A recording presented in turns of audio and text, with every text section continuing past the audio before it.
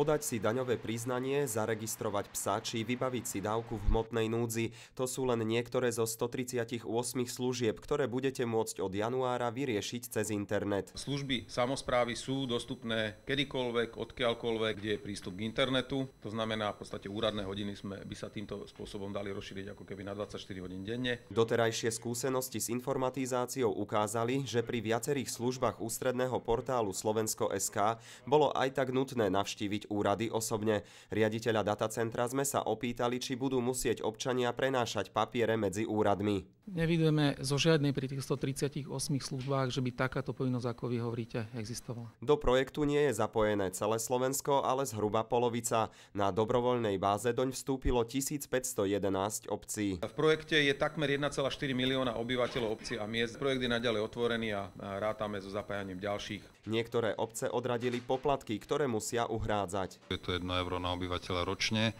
Na druhej strane im môže systém ušetriť peniaze. Znižovanie výdavkov na tlač, to znamená papiere, tonery a tak ďalej. Samozrejme zníženie poštovných nákladov. Elektronické služby zatiaľ nebudú môcť využívať ani obyvatelia Bratislavského kraja, ktorý na ne nemôže čerpať eurofondy. Na využívanie služieb musíte mať občiansky preukaz s čipom, čítačku, ktorú vám na požiadanie vydá polícia, počítač s internetom a podľa odborníka aj počítačové zručnosti, keďže systém nie je úplne jednoduchý. Keď pripojím túto čítačku, tak musím trocha vedieť niečo o tom počítači. Musím vedieť, ako presunúť ten inštalačný program na správne miesto, nainštalovať ho, nebáť sa tých jednotlivých hlásení, ktoré tam na mňa vyskakujú s tým, že proste to je program, ktorý je stiahnutý z internetu a či ho naozaj chcem spustiť.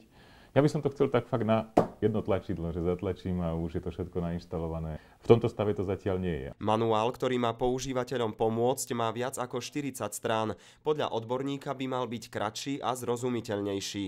Cena projektu je takmer 50 miliónov eur. Realizovalo ho konzorcium spoločností POSAM a Datalan. Za jeho 5-ročnú prevádzku zinkasujú ďalších 17 miliónov eur. Táto suma už nebude financovaná z eurofondov. Zaplatia ju obce, Združenie miest a obcí Slovenska a Ministerstvo financií.